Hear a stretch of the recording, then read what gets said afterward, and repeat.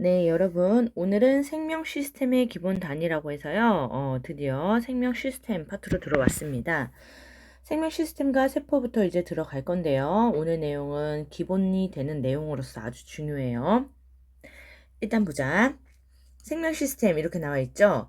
여러 구성 요소가 상호작용을 합니다. 그래서 최종 목적은 뭐냐? 라고 했을 때 모두 다 생명 활동을 잘 수행하고자 하는 거야.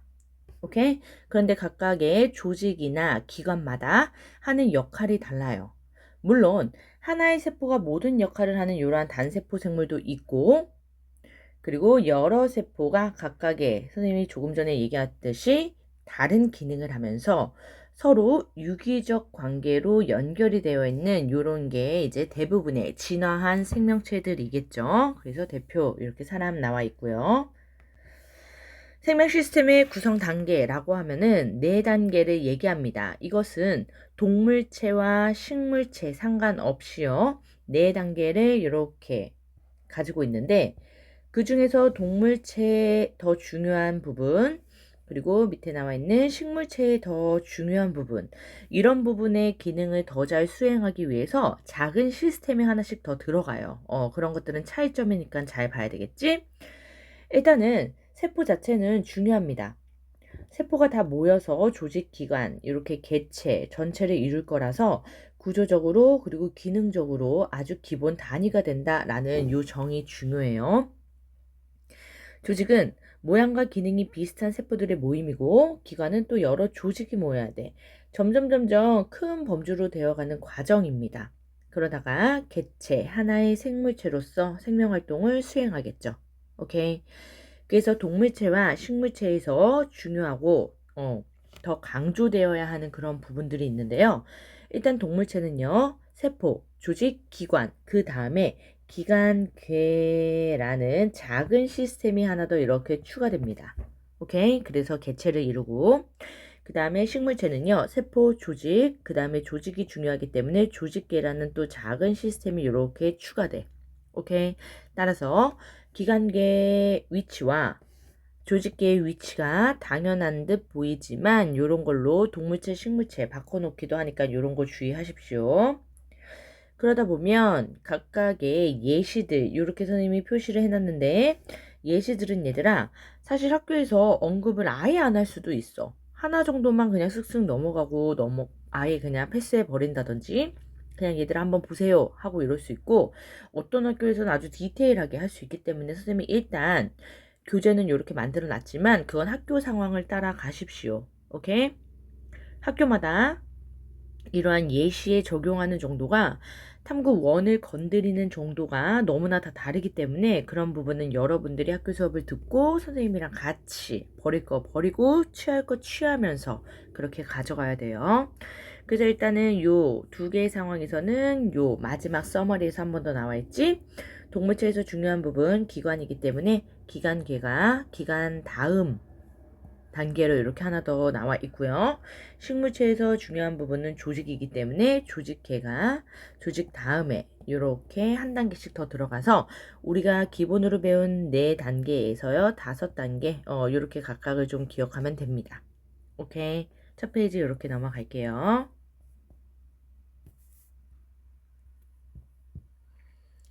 두 번째 페이지부터 이제 세포를 아주 자세하게 들여다볼 건데요. 각각 소기관들이 하는 역할, 당연히 문제에 나옵니다. 100% 나올 거야. 어떠한 모습인지 익혀야 되고요. 그 다음에 걔네들이 하는 역할 잘 매치를 시키셔야 돼요. 그래서 첫 번째 세포 이렇게 나와 있지. 세포는 아까 처음에도 4단계 얘기할 때 말을 했지만 정확하게 생명 시스템을 구성하는 구조적 단위이고요. 하나의 시스템, 요거 꼭 밑줄을 그어놔 얘들아. 그리고 생명 활동이 일어나는 기능적 단위. 이렇게 돼서요. 구조적 요 부분과 기능적 요 부분을 빈칸으로 서답형으로 낸 학교들도 있었거든. 그러니까 우리가 별말 아닌 것처럼 정의를 쓱쓱 넘기는데 그런 것들에 또 발목을 잡힙니다. 정의 중요하다고 선생님 계속 강조하죠. 그리고 객관식에서는요. 하나의 시스템이다 요 내용을 자주 놓치는데 얘들아. 세포 자체는 매우 작은 시작 단계다 이렇게 생각을 하다 보니까 이게 무슨 시스템이야 이렇게 생각할 수 있거든요. 그래서 요 하나의 시스템이다. 요 보기를 바로 그냥 아니다. 넘겨버리는 경우가 많아요. 그런 것들을 주의하셔야 됩니다. 세포는요, 구조, 물론 다 달라. 모양도 다르고, 크기도 다르고, 다 다른데요. 기본적으로 3요소라고 하는 요 구조가요, 세포막, 그리고 그 안에 이렇게 핵과 세포질, 이런 식으로 대부분 구성이 되어 있어요. 말했다시피 대부분이다라는 건 막이 없는 세포들도 있기 때문에 그런 것들을 이제 나중에 잘 걸러낼 거고, 일단은 기본 3요소는 이렇게 핵과 세포막 그리고 세포질 이렇게 보시면 됩니다. 핵에 대한 설명이 간단하게 나와 있지만 이건 3요소이기 때문에 이렇게 언급이 되어 있고 밑에서 자세하게 다룰 거예요. 유전물질 들어 있고요. 그 다음에 생명활동의 중심이 되는 얘는 컨트롤 타워야. 그리고 세포질은요, 막과 핵 사이, 다양한 소기관들이 있는 이러한 상황이고요. 독특한 구조와 기능을 하면서 여러 가지 세포 소기관을 가지고 있습니다. 일단은 명칭부터 우리가 약속을 해놔야 그래야 커뮤니케이션이 되겠죠. 그래서 왼쪽에는 동물세포 그리고 오른쪽에는 식물세포 이렇게 나와 있어요. 얘네들의 일단은 이름, 명명부터 해 놓읍시다. 이렇게 나와 있는 윗부분 고일지체 추가 설명은 어차피 아래에서 중복될 거라서요. 선생님이 최대한 그냥 이름만 넘어갈 거야. 이름만 하고 넘어갈 거예요. 그리고 밑에는 공간, 여백을 지목하고 있지. 세포 질이고 그 다음에요. 세포막. 그러고 나서 핵이 되겠네요. 그리고 미토콘드리아.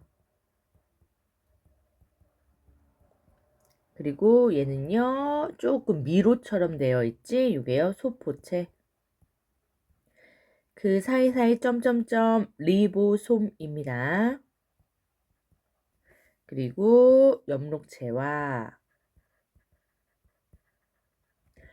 스포하면은 지금 식물세포에만 지금 이렇게 화살표가 되어 있죠. 세포벽이에요. 오케이. 그리고 엽록체 마찬가지로 이렇게 두 가지가 식물세포에만 속해 있는 소기관이고, 그리고 얘를 조심해야 돼. 지금 액포인데요. 얘도 식물세포에만 있는 것처럼 이렇게 보이지만 얘는 동물세포에도 있다는 거 아래에서 다시 얘기할 겁니다. 그래서 소기관에 대해서 이렇게 들어가면요. 미토콘드리아 엽록체 얘네들은요. 우리가 묶어서 어떻게 기억을 할 거냐면은 너무 중요해요. 에너지 전환에 관여하는 소기관이다. 이렇게 묶을 수 있어요. 그리고 먼저 얘기를 좀 해볼까? 핵부터 고일지체까지 이렇게 묶여지면은 얘네들은요 단백질 합성에 관여한다 이렇게 또 얘기할 수 있고요. 단백질 합성에 관여.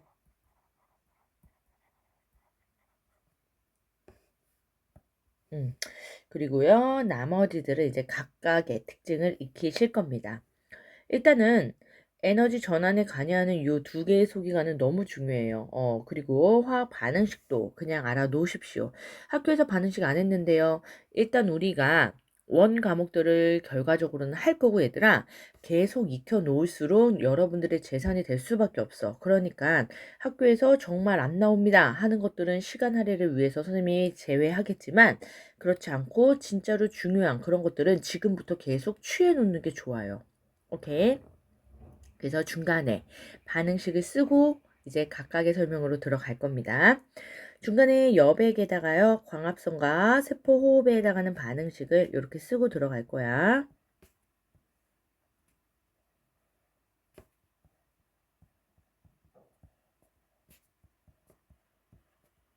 이렇게 써놓고 우리가 시작을 합시다. 네, 잘 적으셨습니까? 일단은 얘는요. 광합성과 세포호흡을 다 같이 적어 놓은 상태인데요. 이쪽이 광합성 방향, 이쪽이요. 세포호흡 방향. 오케이. 일단 보자. 광합성을 하는 것은 엽록체입니다. 그래서 엽록체 광합성을 하는 식물세포에 존재하는 식물세포에만 있어. 그래서 얘네들은요 중요합니다. 식물세포와 동물세포에 다 존재하는 거랑 식물세포에만 존재하는 소기관 이런 게 어쩔 수 없이 한 번이라도 헷갈릴 수 있겠죠? 그런 게 문제 나오기 좋은 건 당연한 얘기예요. 따라서 광합성을 하는 식물세포에만 있고요. 막으로 쌓여 있습니다. 다 끝나고 나면 막으로 쌓여있지 않은 소기관도 있기 때문에 이런 것도 중요해요. 광합성이 일어나는 장소로서 얘네들은 빛 에너지를 흡수해요. 그래서 이 빛 에너지 반드시 필요한 부분이라서 이렇게 반응물인 것처럼 이쪽에다가 쓸게요 얘들아. 빛 에너지가 반드시 필요해. 그래서 빛광자, 광을 사용하여 빛을 사용하여 합성을 한다. 이런 뜻입니다. 그러한 빛 에너지를 사용한 다음에 어떠한 에너지로 전환하냐면 에너지 전환에 관여하는 소기관이라고 했잖아요. 걔네들이요 포도당, 요 합성된 포도당 유기물이거든. 요 안에 화학 에너지로서 이렇게 저장을 해요. 오케이? 그러면 얘네들은요 포도당 또는 유기물이라고 합니다. 어떤 식으로 호흡을 하냐 라는 건데 미토콘드리아에서 이렇게 호흡을 합니다. 걔네들이 일단은 모양도 이렇게 보면 완전히 달라 보이지만 조금 기다랗고 땅콩 같은 그러한 모양으로서 그림도 헷갈릴 수 있어요. 일단은 얘도 막으로 쌓여 있네요. 막으로 쌓여 있지 않은 소기관이 더 적기 때문에 최종적으로 막으로 쌓여 있지 않은 것 요것을 기억해 주면 될 거고 세포 호흡이 일어납니다. 세포 호흡이 일어나는 요 화살표를 따라가다 보면 시작이 포도당과 산소죠. 걔네들이 유기물을 분해 이렇게 나오는 거 이제 이해되겠지? 얘는 포도당이죠. 생명활동에 필요한 생명활동에 사용되는 에너지를 생산해냅니다. 그래서 여기서 에너지 전환은 뭐냐면 화학에너지. 예로부터 얘는 세포호흡을 통해서 실제 사용하는 화학 에너지, 즉 이렇게 프라임을 붙여볼게요.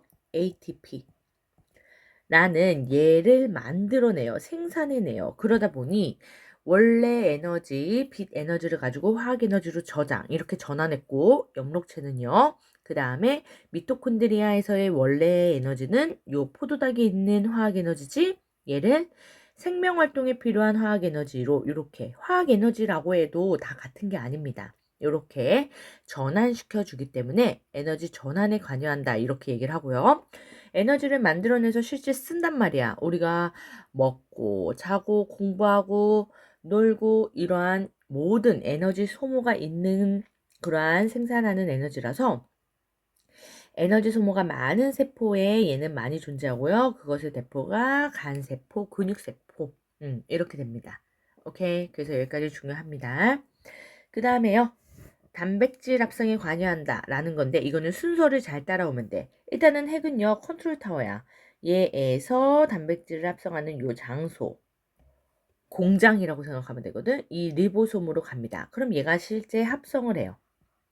단백질을 그 합성한 걸요 전달해줘, 운반해줘. 그걸 소포체가 하고요. 골지체는요 조금 포장을 바꾸거나 아니면 분비를 시켜주는 이런 최종적인 단계다 라고 보시면 돼요. 그래서 우리가 얘네들을 순서를 따라갑니다. 핵막으로, 얘도요 막으로 이렇게 쌓여 있고요. 핵막으로 둘러싸인 둥근 공 모양인데요. 가장 크고 뚜렷하게 관찰이 됩니다. 위쪽에도 이렇게 보라 색깔로 핵이 이렇게 표현이 되고 있지만 아래쪽에 또 그림이 있거든 얘들아. 누가 봐도 핵이지. 이런 식으로 핵이 보이죠? 유전 물질인 DNA가 있어요. DNA는 너무 중요해. 오케이? 먼저 DNA를 배우고 온 학교들도 있겠지만 이게 처음 생명 파트인 학교들도 있거든요. 그러다 보면은 DNA, 유전 물질을 가지고 있다. 이렇게 기억을 하시면 됩니다. 핵에는 핵공이라는 구멍이 있어. 그래서 물질 교환 장소가 됩니다. 평소에는 DNA가 염색사, 실사자거든. 흩어져 있어. 막 흩어져 있는데 실과 같다 이렇게 나와 있지. 그러다가 분열할 때 딱 모양을 갖춥니다. 염색체로. 우리가 요 밑에서 보면은 실타래처럼 막 이렇게 흐트러져 있다가 요렇게 염색체로 요렇게 만들어지는 건 특정한 세포 분열 시기에 이렇게 입체적으로 만들어져요. 이 유전 정보는요. 뭐를 합성함으로써 발현된다? 오늘의 주인공이죠. 단백질 이렇게 합성하면서 발현이 되고요. 발현이 된다라는 건 드러난다라는 거야. 우리가 유전 정보만 가지고 있으면 이거는 발현, 드러나지가 않아. 그런데 가지고 있은 다음에 드러나는 거 이거고 세포의 구조와 기능도 결정하고요. 핵은 여러 가지 생명 활동을 컨트롤합니다. 조절합니다. 리보솜. 작은 알갱이 모양으로 뽕뽕뽕뽕. 우리가 소포츠 옆에 이러한 구멍처럼 이렇게 보이는 거. 얘네들이 리보솜인데요. 막으로 쌓이지 않다라는 게 중요하죠. 선생님이 요런 것들 더 적다라고 했어요. 막으로 쌓이지 않습니다. 오케이. 그래서 밑에 보시면 막이 없는 것의 대표 리보솜 이렇게 나와 있지? 중요해요. DNA 유전 정보에 따라 단백질을요. 얘는 합성하는 장소가 되겠죠. 핵이 시킨단 말이야. 야, 이렇게 만들어라. 선생님이 음식에 많이 비유를 하거든. 레시피를 줘요. 핵이. 이 레시피대로 만드세요. 그러면 우리는 그걸 보고 그냥 만들기만 하는 거야. 기계처럼. 그런 공장 역할입니다. 소포체 표면에 붙어 있거나 세포질에 존재하면서 단백질 합성을 활발하게 이렇게 해요. 오케이. 소포체. 만들어진 단백질을요, 이제 운반시켜 줘야 되거든. 관이요, 구불구불하게 연결되어 있는 핵막에 이렇게 미로처럼, 이렇게 미로처럼 되어 있어요. 그러한 부분이고요. 세포질에 퍼져 있습니다. 합성된 단백질을요, 골지체나 다른 세포, 필요한 곳으로 운반하는 통로 역할을 해줘요. 음. 그런 다음 지질을 합성하기도 하는 서브적인 이러한 역할도 합니다. 막으로 쌓인 납작한 주머니가 여러 층으로 포개져 있어서 얘도 미로 같다 이런 표현을 하는데 다른 점은 뭐냐면 핵막에서 이렇게 연결된 미로가 아니라 이렇게 옆에 이렇게 떨어진 미로 같은 녀석이야. 오케이? 그런 애들이 골지체. 골지체들은 주변에 작은 소낭들이 얘네들도 존재하는데 얘네들도 운반을 해주거나 이렇게 해주는 분비해주는 소낭들이거든요. 소낭 언급을 학교에서 안 할 수도 있어요. 일단은 뒤에 추가 자료가 있고요. 소포체에서 운반되어 왔죠. 그때요. 여러 가지 변형을 한 후 세포 안팎으로요. 얘를요. 분비해 줍니다. 분비를 해주다 보니까 침샘이라든지 소화샘 이런 데에서 많이 발달이 되어 있고 그 다음 세포벽으로 넘어갑니다. 엽록체와 마찬가지로 얘네들은요. 세포벽 식물체에만 있어. 그러니까 중요하겠죠? 요 엽록체랑 세포벽 중요해요. 이렇게 식물체에만 존재하고요. 얘들아. 식물세포의 세포막 바깥에 막을 한 번 더 감싸는 거야. 그러다 보니까 얘는요. 두껍고 단단합니다. 보호를 해주는 역할이 더 중요해. 세포의 형태를 이렇게 만들어주는 그거는 세포막의 역할이 좀 더 크고요. 보호해주는 거는 세포벽의 역할이 좀 더 큽니다. 물론 둘 다 가능한 역할이지만 누가 좀 더 메인으로 그런 역할을 해주느냐 그 차이고 셀룰로스라는 이러한 주성분 기억해 주는 게 좋아요. 그래서 주의해야 하는 건 뭐냐 세포막이랑 세포벽이랑 얘네들을 보시면 어디를 지목했는가? 세포벽은 요 조금 더 바깥쪽 여기를 지목하고 있고 세포막은 보시면 여기 좀 더 안쪽을 지목하고 있는 거 보입니까? 요렇게 안쪽 깊은 곳. 그래서 여기 지금 한 겹 말고 여기 두 번째 겹 여기를 지목하고 있거든.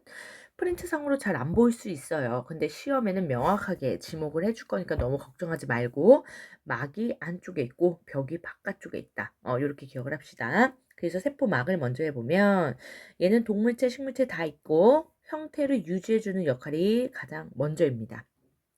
얘는 무슨 역할을 하냐면 외부와 세포 내부에서 끊임없는 물질 출입을 조절해줘요. 오케이? 그래서 이렇게 물질의 출입을 조절해준다. 주성분이 인지질과 단백질로서 이게 오늘의 주인공이에요. 요걸 자세하게 배울 거고 이 막을 벽이 한 번 더 감싸는 건 식물체. 오케이. 그 다음에 요 액포인데요. 요게 또 오다 포인트가 있다 그랬지? 막으로 쌓인 주머니인데요. 노폐물 주머니다. 이렇게 생각하면 돼요. 물이 대부분이고 색소나 노폐물 이런 것들을 저장하고 있는데 우리 요 중심 액포 요 말을 학교에서 썼으면 꼭 요렇게 기억을 하세요. 액포 말고 중심 액포로. 이건 뭐냐? 중심 액포는 성숙한 식물 세포에 국한된 표현이야. 그러다 보니까 우리가 액포, 식물체에만 있구나 이렇게 착각할 수 있는데 그건 절대 아닙니다. 동물체에 있지만 잘 안 보일 뿐이야. 따라서 위로 올라가 보면요. 이렇게 액포라고 한 거 식물세포만 지목하고 있으니까 정확하게는 중심액포고 동물체에 액포가 잘 안 보이지만 액포가 있습니다. 요거 주의하세요.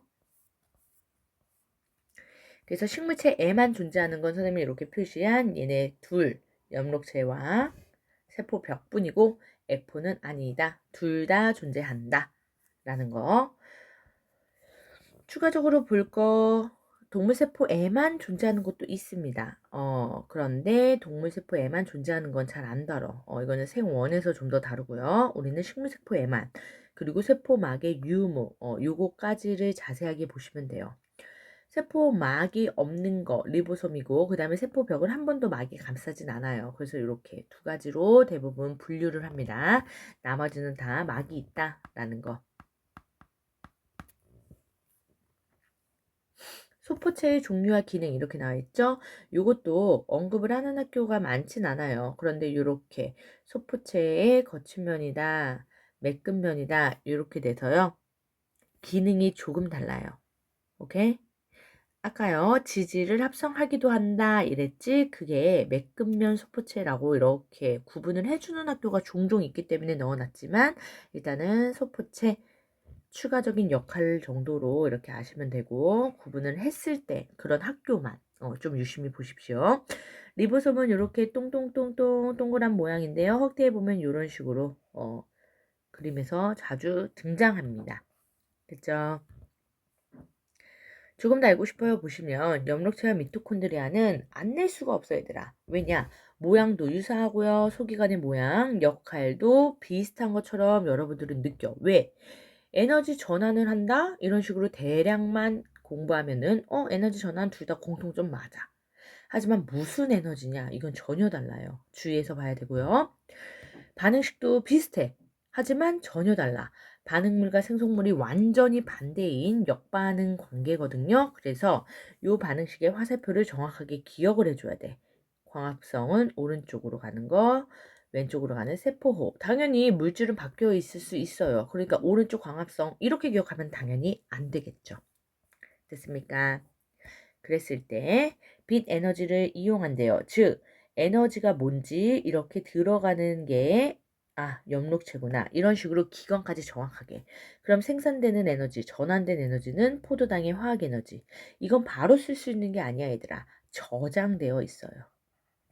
그러다가 얘를 가지고 우리가 실제로 사용하는 얘는 ATP. 그래서 화학 에너지지만 다른 화학 에너지. 선생님이 이렇게 프라임으로 표시했다라고 했죠. ATP라는 언급은 대부분 학교에서 할 겁니다.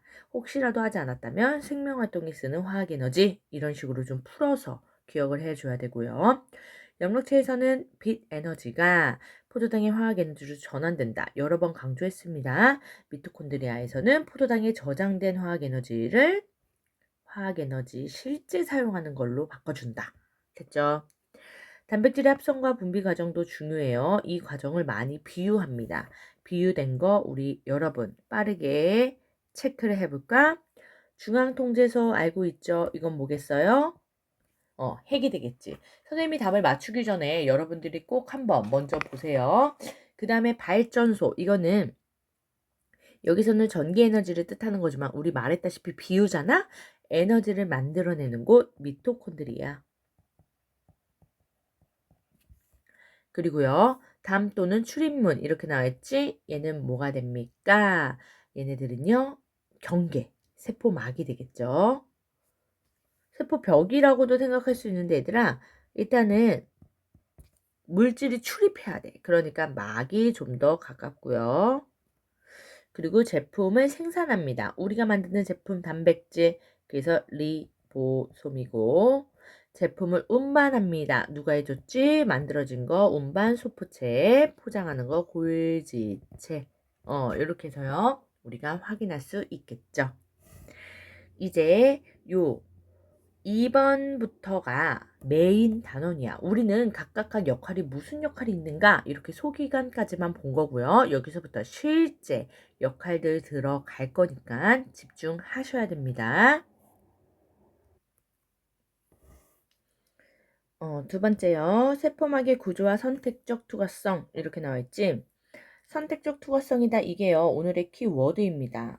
서술형이 있다면 이 단어를 꼭 넣어서 서술을 해야 할 정도로 매우 중요한 단어인데 얘들아.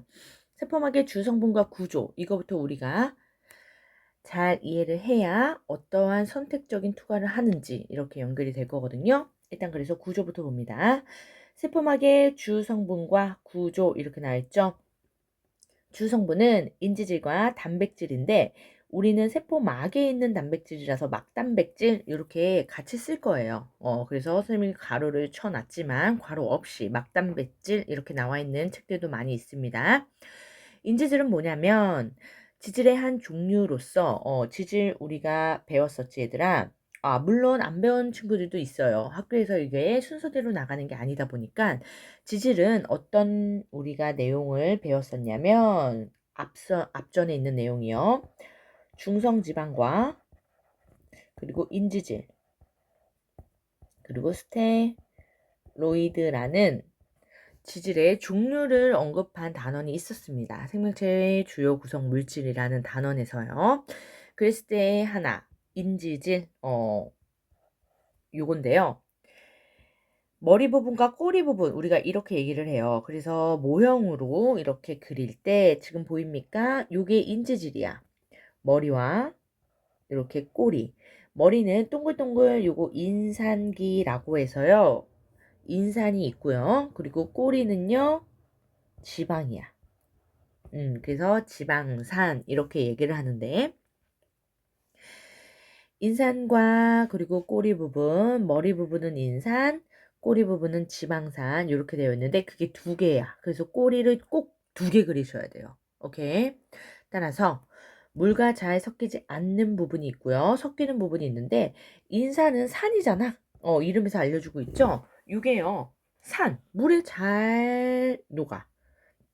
따라서 친수성, 물과 친하다라는 거고요.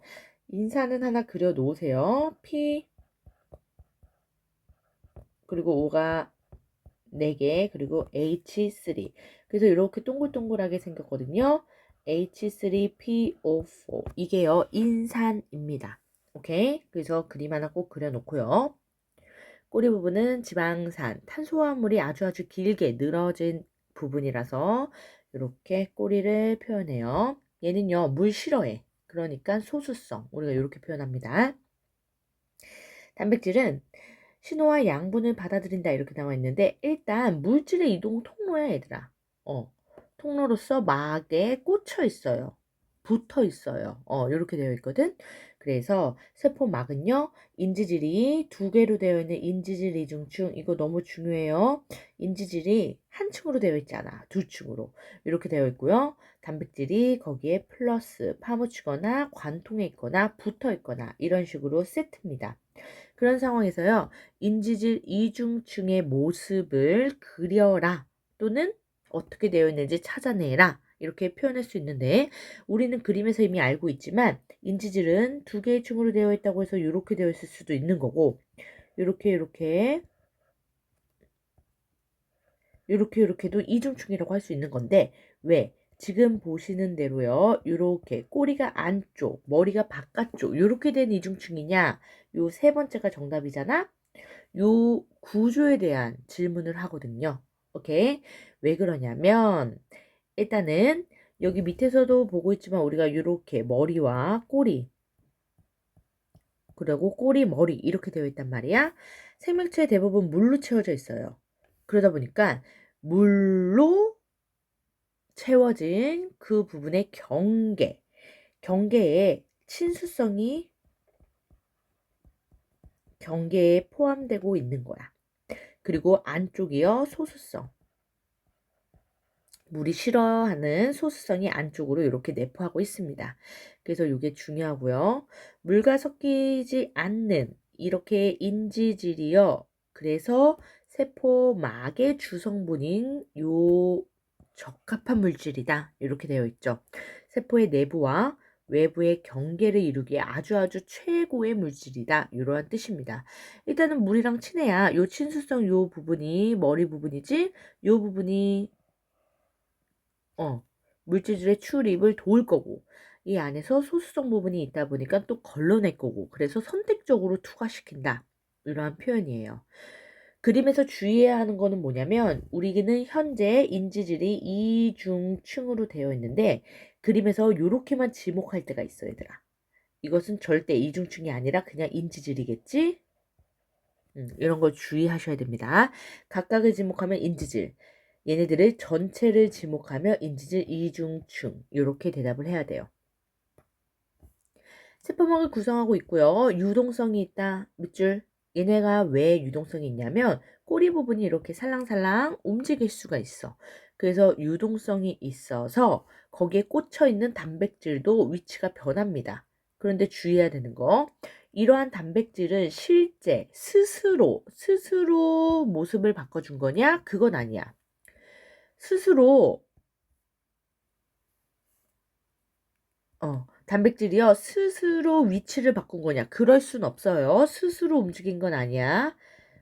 관통에 있고 꽂혀 있다 보니까 여기에 박혀 있는 요 부분에서 꼬리들이 살랑살랑 이렇게 움직이지? 그러면은 얘 위치가 조금 옆으로 갈 수 있고 조금 옆으로 갈 수 있고 이렇게 이동이 가능하다는 표현입니다. 오케이? 실제 직접 움직인 건 아니에요. 그런 부분이 멀리서 봤을 때 유동 모자이크 막 구조다 이렇게 표현을 하거든. 모자이크처럼 점점점점 되어 있잖아. 오케이? 그래서 그런 표현들을 씁니다. 선택적 투과성. 이제 구조를 우리가 이해했으니 어떻게 선택적으로 투과하느냐라는 건데요. 일단은 막이 있으면 얘들아 사실 우리가 음식을 할 때도 물기가 잘 빠져나갈 수 있도록 이렇게 채 거르는 그러한 거 본 적 있어요?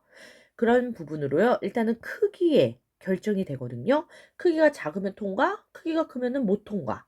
이런 상황인데 선택적으로 더 엄격하게 구분을 한다라는 거야. 왜냐? 세포들은 생명 활동을 할 수 있는 가장 기본 단위예요. 그러다 보니까 우리 생명과 직결되어 있는데 아무런 물질들이나 마구잡이로 이렇게 투과시키면 안 되잖아요. 따라서 선택적으로 투과합니다. 어떤 부분이냐? 크기는 당연하고요. 첫 번째, 지질에 대한 용해도. 이 말은 뭐냐? 기름 좋아하느냐, 물 좋아하느냐, 요 뜻이야. 전하를 띄는지의 여부. 이 말은 또 뭐예요? 이온이냐, 아니냐. 오케이? 그리고 막 단백질마다요. 너는 이쪽으로 와. 통과돼. 하지만 너는 안 돼. 이런 식으로 선택적으로 단백질마다 다른 통로가 되거든. 오케이? 그런 것들이 다 영향을 미칩니다. 따라서 일반적으로 이렇게 얘기했지. 분자 크기는 작고요. 지질에 잘 용해되고요. 전하를 띄지 않는 물질이요. 세포막을 잘 투과해요. 이것은 뭐냐? 인지질 이중층을 잘 통과한다 그 뜻이야.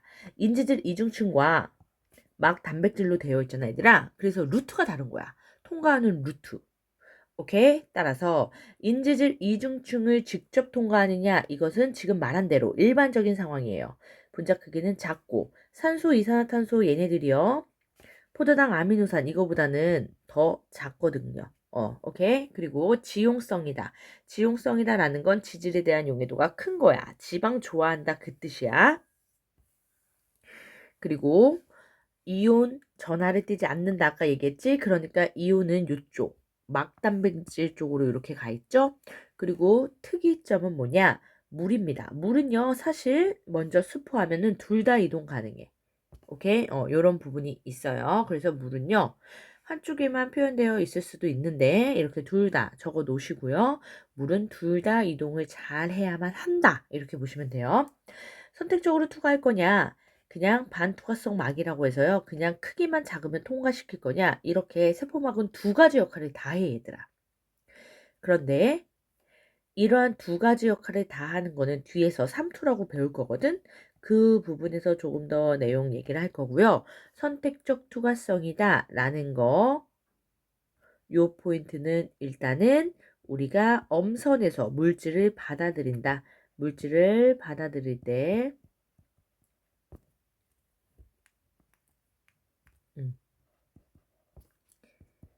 모두 다 그게 아니라 선택적으로 받아들인다. 이렇게 이해하시면 됩니다. 넘어갈게요. 세포막을 통한 물질의 이동 이렇게 나와 있죠. 확산 이렇게 표현되는 게 세포막에서 이동하는 원리야 얘들아. 일단은 기본적으로 분자가요 스스로 운동합니다. 누가 일부러 이동시켜 주는 게 아니야. 스스로 운동하면서 농도가 높은 쪽에서 농도가 낮은 쪽으로 이렇게 퍼져 나갑니다. 스스로. 오케이. 그러다 보니까 특징적인 요 네 가지 포인트가 있거든요. 이거는 네 가지, 다섯 가지 얼마든지 개수 조절을 할 수 있기 때문에 객관식으로 정말 많이 등장합니다. 물질의 농도가 평형, 즉 높다, 낮다 이런 부분이 모호해질 때까지 얘네들은 움직여요. 그래서 평형에 도달할 때까지 높은 쪽에서 낮은 쪽으로 확산합니다. 오케이? 분자 운동에 의한 거라서 스스로 운동한다 그랬지? 에너지 필요하지 않아요. 오케이? 요거는 스스로라는 표현에 들어가 있는 내용이고요. 확산 속도는 분자 크기는 클수록, 온도는 높을수록, 농도차가 빠를수록 빠르다. 이렇게 되어 있네요. 요거에서 아주 큰 또 오타가 났어요, 얘들아. 확산 속도는요, 분자 크기가 작을수록. 오케이? 선생님이 이렇게 매년 이렇게 개정하면서 오타 정리를 하는데 이런 식의 표현들이 들어가 있었네요. 요거는 꼭 수정을 해주세요. 분자 크기는요, 작은 분자가 훨씬 빠릅니다. 오케이. 농도 차이가 클수록 빠르다. 여러 가지 물질이 섞여 있을 때는요, 각 물질이 다른 농도 상관 안 합니다. 독립적으로 확산한다 요 말인데 무슨 말입니까? 이렇게 막을 경계로 A, B, C가 있어. A, B, C가 있어. 그런데 여기 A는 50, 30, 10 이렇게 치자. 30, 20, 10 이렇게 있어요. 그러면 총 농도 상관없이 총 농도라 치면은 단순히 그냥 더해 볼 건데 얘네들은요 90이고요. 단순히 더했을 때 얘네들은요 60이네. 그래서 모두 다 이렇게 이동한다는 게 확산된다는 게 아니야. 얘네들은요 개별적으로 높은 곳에서 낮은 거, 높은 곳에서 낮은 거, 그리고 높은 쪽에서 낮은 쪽 이런 식으로 확산되면서 평형을 맞출 거다라는 겁니다. 총 농도 전혀 상관없고요. 개별 독립적으로. 오케이, 요 표현이에요. 세포막을 통한 확산 이렇게 나와 있죠. 세포막, 즉 세포 안과 밖의 경계가 대부분 될 건데 농도 차이가 날 겁니다. 물질마다 다 다르게요. 지금 말했지? 독립적으로 다 다를 거야. 물질의 종류에 따라서 확산의 경로가 달라져요. 그랬을 때요. 인지질 이중충, 아까 인지질 이중충을 더 좋아하는 거 얘기했지? 분자 크기 작고 전화뛰지 않고 지질을 좋아해서 용해도가 더 크고 요런 부분 그런 걸 단순 확산 이렇게 말해요. 막 단백질을 통해서 확산하는 경우도 있습니다. 이거와 반대 상황이 되겠죠? 그런 건요. 촉진 확산 이렇게 말합니다. 확산을 좀 더 빠르게 해준다라는 거야. 우리가 다른 통로가 있어서 야 너만 이쪽으로 와 이렇게 해서 더 빨리 확산시킬 수 있는 루트예요. 그랬을 때요. 대표 예시가 나와 있습니다. 얘들아. 폐포 모세혈관 여기 둘 사이에서 기체 확산이 일어나요. 기체 교환. 산소가 더 많으면은 산소가 이렇게 모세혈관 쪽으로, 이산탄소가 더 많으면 이산탄소가 모세혈관에서 폐포 쪽으로 이렇게 많은 쪽 고에서 저농도로 이동하는 거. 고에서 저농도로 이렇게 이동하는 화살표를 잘 보셔야 됩니다. 항상 위에서 아래로 이렇게 이동하는 거 아니고 이렇게도 이동할 수 있고요. 화살표를 잘 봐야 돼. 농도에 따라서. 그런 다음에 촉진 확산은요. 특정한 물질의 통로 역할을 해요. 그러다 보니까 얘를 통로 단백질 이런 말도 하는데 이거는 학교에서 언급 안 했으면 굳이 안 써도 돼. 그냥 단백질 이렇게 보시면 돼요. 얘네들을요 아주 디테일하게 얘기를 하면은 촉진 확산에서 통로 단백질이다, 운반체 단백질이다, 그리고 능동수송이다 이런 표현을 하는데 요 중에서는 다 괜찮고 그냥 촉진 확산 대 능동수송 요 정도만 아시면 됩니다. 사실 능동수송도 언급을 안 할 수도 있어요. 이거는 늘 얘기하지만 학교마다 취할 건 취하고 버릴 건 버리고 이렇게 하면 돼요. 일단은 인지질 이중충으로의 확산이 아니야. 막 단백질로 이렇게 확산하기 때문에 다른 루트고 그러한 케이스는요. 이러한 이온이 대표적입니다. 이온이기 때문에 인지질 이중충으로 갈 수가 없어. 그리고 크기가 좀 더 큰 거, 포도당 또는 아미노산. 상대적으로 산소나 이산화탄소보다 크기가 큽니다. 크기는 다 상대적인 거야. 선생님, 저 이거 다른 단원에서 단위체, 저분자라고 배웠잖아요. 이거는 상대적인 거야. 항상 작다 이런 뜻은 아니에요. 오케이. 그런 부분에서 얘네들이요 단백질을 통해서 확산할 때 우리가 좀 더 촉진적으로 빠르게 확산할 수 있다 라는 겁니다. 능동수송은 뭐냐면 고농도에서 저농도로 가는 요 일반적인 요 상황이랑 달리 이렇게 가는 게 일반적인 상황인데 달리 저농도에서 고농도로 이렇게 화살표 보이죠? 이렇게 이동하는 특수 상황이 있다라고 보시면 돼요. 오케이? 그래서 요거는 선생님이 요 정도로만 하고 개별적으로 학교 만난 다음에 추가 설명을 할게요. 요런 상황도 있긴 있다. 그때 중요한 건 뭐냐면은 에너지를요 사용합니다. 그래서 일반적이지 않아 특수 상황이야. 우리는 에너지 안 쓴다고 했어요. 오케이. 물은요, 앞서서 스포했지만 둘 다 가능해. 왜냐? 물은 너무나 많은 곳에서 필요로 하고요. 빠르게 원한단 말이야. 그러면 인지질 이중충으로도 통과할 수 있고 막 단백질로도 통과할 수 있는데 인지질 이중충으로 머리 부분의 친수성을 먼저 통과했거든요. 그런데 안쪽이 다 소수성이야. 그러다 보니까 속도가 너무 느린 거예요. 여기저기서 다 달라고 물 좀 주세요 하고 있는데 속도가 너무 느려. 즉 원하는 시간에 도착을 못해. 그러면 안 되겠죠? 따라서 물을 다량으로 흡수하는 단백질이 또 도와줍니다. 아쿠아포린이 군데군데 세포막에 이렇게 있는 상황에서요. 야, 물 빨리 와. 너 인지질 이중충으로 속도 너무 느려서 안 되겠어. 이런 식으로 둘 다 빠르게 확산시켜줘요. 우리 몸에서 너무 중요하기 때문이야. 확산에 의한 선택적 투과성 이렇게 나와 있죠. 서머리라고 보시면 됩니다. 우리는 물질의 종류에 따라서 선택적으로 투과를 합니다. 그랬을 때요. 분자 크기가 작은 거 인지질 이중충 잘 통과 하지만 이온 작아요. 크기만 보면은 작지만 통과를 못해. 이런 것들 봐야 돼. 전하를 띠기 있기 때문에 막 단백질로 갑니다. 인지질의 소수성 부분과 잘 섞이는 지옥성 물질, 요거는 잘 통과하겠죠. 물질의 종류에 따라서 단백질이 다르기 때문에 이온이라고 해서 다 단백질 다 통과가 아니야. 나트륨 이온을 통과시키는 단백질로는요, 절대로 칼륨 이온이 통과할 수가 없습니다. 오케이? 그래서 단백질은 속도가 빠를 수밖에 없어. 특정 물질만. 이렇게 이동시키기 때문에 특정한 단백질, 특정한 기능을 수행한다. 이런 게 또 매치될 수 있어요. 물질 운반에 관여하는 세포막, 얘네들은요, 운반체 단백질 이런 거는 지금은 괜찮다고 해서 몰라도 됩니다. 그냥 막 단백질 이렇게 보시면 돼요. 물질 이동을 조절합니다. 조금 더 알고 싶어요. 이렇게 나와 있죠. 그래프가 나와 있는데 결과적으로는 이렇게 같이 나와 있는 그래프를 이해하시면 돼요. 물질 이동 속도가 농도 차이가 있으면 있을수록 빨라진대요. 즉 증가하는 이렇게 비례하는 상황이지 이거는 단순 확산입니다. 그런데 촉진 확산 그래프는요. 초기 속도는 훨씬 빨라. 초기의 속도는 훨씬 빠르거든요. 그런데 이렇게 속도가 정체하는 구간이 생겨요. 이건 왜 그러냐라는 거야. 그래프를 겹쳐봤더니 더 잘 티가 나죠? 초기의 확산 속도는 훨씬 이렇게 빠른데 나중에 얘네들이 정체하는 구간이 생기면서 속도가 증가하지 않아. 속도가 더뎌. 왜 그런가 봤더니요. 일단은 단순 확산은요. 인지질 이중층을 직접 통과하다 보니까 어느 곳으로도 다 가기만 하면 돼. 그러면 통과가 되는데요. 촉진학사는 선생님이 어떻게 예를 드냐면 예약제거든. 우리가 놀이기구를 타든 아니면은 아주 유명한 맛집이야. 거기에서 예약으로 줄을 섭니다. 그러면 일부분 초반에는요, 빠르게 들어갈 수 있는데, 어쨌든 예약도 줄이 생긴단 말이야.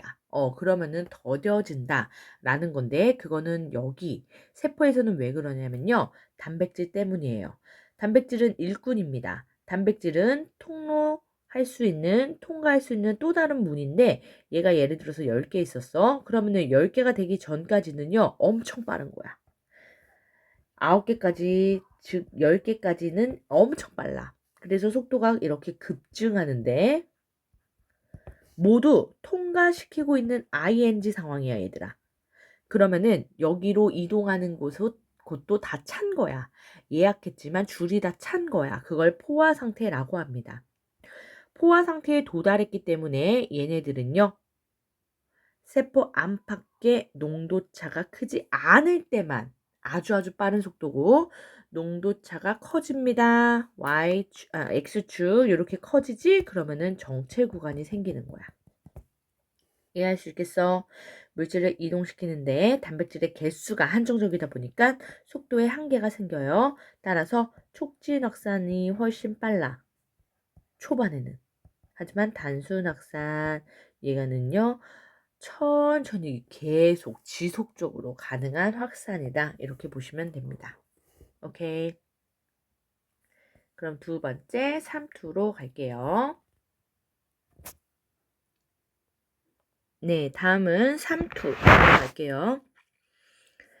3투는 세포막에서 이제 용매만 통과하는 그러한 상황이야. 아까 말했던 선택적 투과성이랑 조금 다르게 느낄 수 있는데 세포에서는 이 두 가지가 다 일어납니다.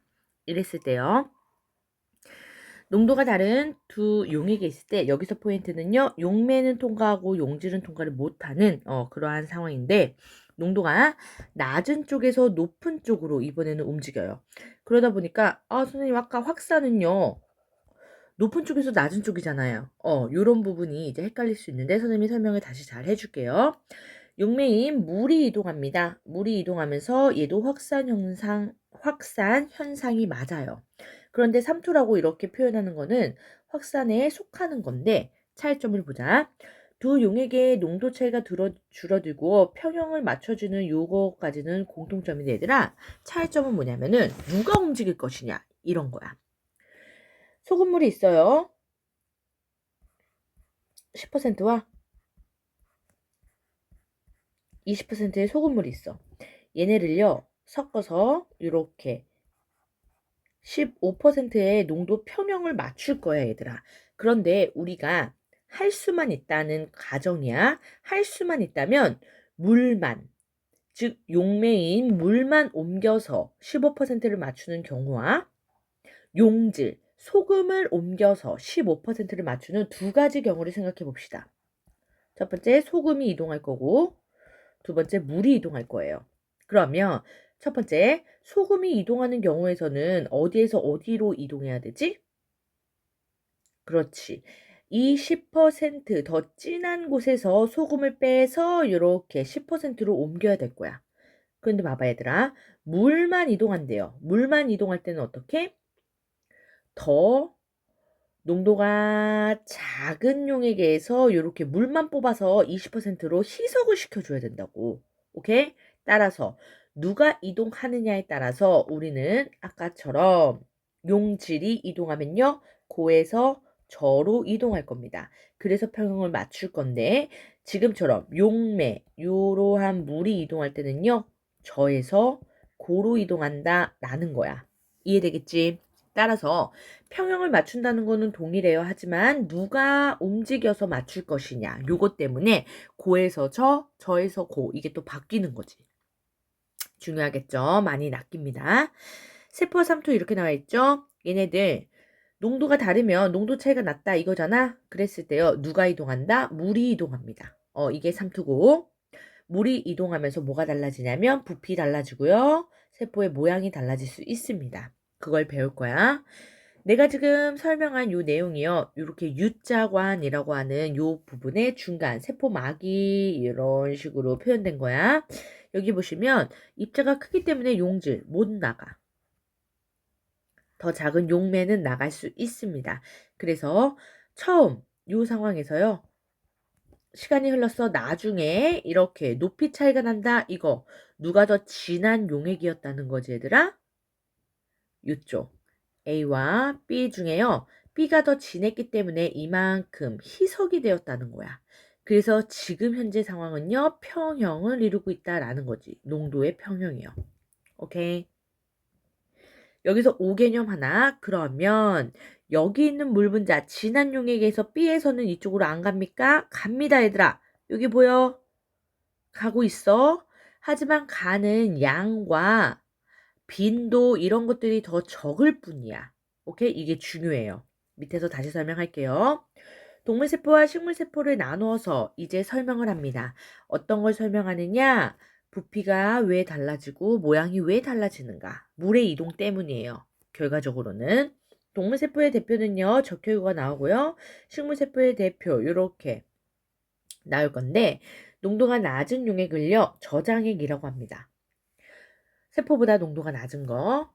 세포랑 농도가 비슷해. 등장액이라고 하고요. 세포보다 농도가 진해요. 그런 걸 고장액 이렇게 얘기를 하거든. 저장액, 등장액, 고장액 이러한 상황에서 물의 이동이 생깁니다.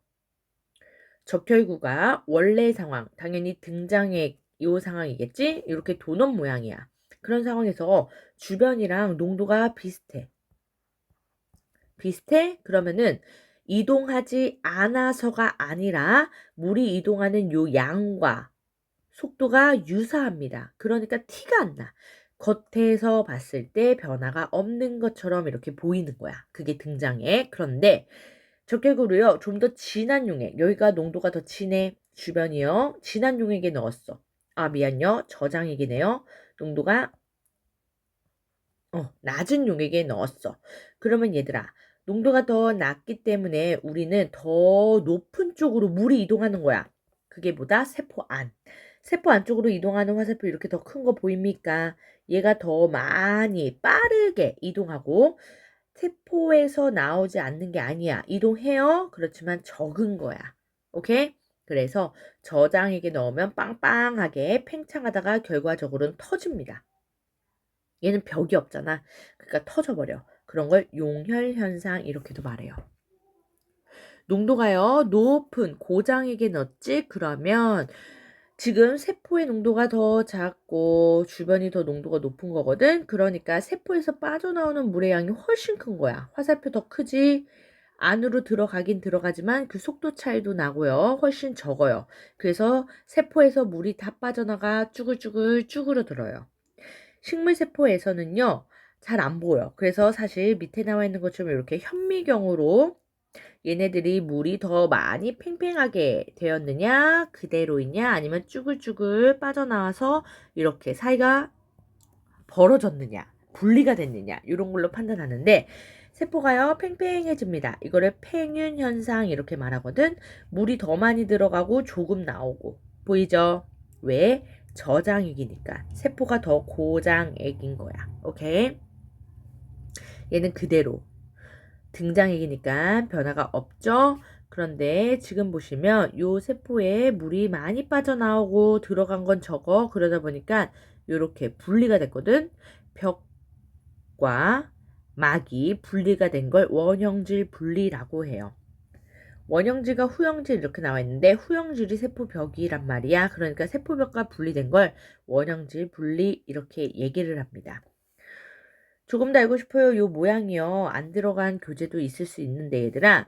요것들은 어차피 탐구에서 나오니까 그냥 한번 보시면 됩니다. 몇 퍼센트가 중요하지 않아. 비교를 하는 거야.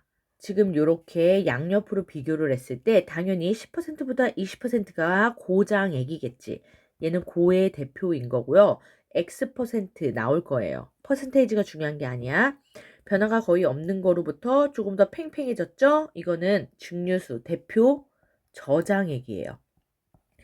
저장액, 농도가 낮은 것의 대표는요. 증류수가 많이 나오니까 기억을 하세요. 증류수는 과학, 이공 계열로 이제 진학을 하다 보면은 실험할 때 오차 없어야 되잖아. 불순물을 아주 많이 제거시켜서 아주 순수한 물이다라는 증류수 많이 등장할 겁니다. 저장액의 대표고요. 부피가 증가한 모습. 그런데 얘는요, 부피 변화가 거의 없는 거고요. 얘는 감소한 원형질 분리가 일어난 거 보입니까? 이렇게 떨어진 모습이 보일 거예요. 삼투의 예시는요, 실제 상황에서 많이 우리가 알게 모르게 쓰고 있는데 가장 많이 예시가 나오는 게 김장할 때 배추에 숨을 죽인다 이런 표현을 하거든. 배추가 엄청 컸는데 소금을 막 뿌려놔. 그러고 나서 다음날 보면은 이런 식으로 좀 많이 부피 감소되어 있을 거야. 이게요, 배추 속에 있는 물이 다 빠져나온 거야. 주변이 소금이 아주 진하잖아. 고장액이라서 물이 빠져나간 겁니다. 나머지들은 여러분들이 한번 읽어보실 거고요. 우리가 잼을 만드는 거, 과일을 절이는 거 이런 것들도 다 요런 삼투의 예시였고요. 우리가 식물 잘 자라라고 비료를 너무 많이 주다 보면 얘들아 식물에 있는 물이 다 빠져나와. 오케이? 그런 것들이 우리가 알게 모르게 삼투를 사용한 예시였어요. 세포의 생명활동과 세포막의 역할 이렇게 나와 있죠. 우리 물질 출입을 조절함으로써 막이 있기 때문에 생명활동을 적합하게 잘 유지하고 있습니다. 오케이. 중요한 포인트는요. 확산과 삼투를 잘 구분하셔야 돼요, 여러분. 둘 다 공통점은 뭐냐? 농도 차이를 줄이는 거야. 평형을 맞추는 거야. 이게 공통점이지만 차이점은 뭐냐? 확산은요, 고에서 저로 누가 이동한다? 용질이 이동하고요. 삼투는요, 용매가 이동하면서 우리 대표 물, 저에서 고로 이동하면서 평형을 맞춘다라는 거. 평형을 맞추는 방법. 선생님이 요거 초반에 다른 방법 얘기했죠? 평형을 맞출 때 용질이 이동했느냐? 용매가 이동했느냐. 그래서 농도가 높은 쪽에서 또는 낮은 쪽에서 시작이 달라지는 거. 이런 것들 주의하면서 여러분들 잘 이론책 문제 푸시고 그 다음에 새로운 숙제 제공됐을 거예요. 그런 것들 잘 해결해서 오십시오. 고생 많았습니다.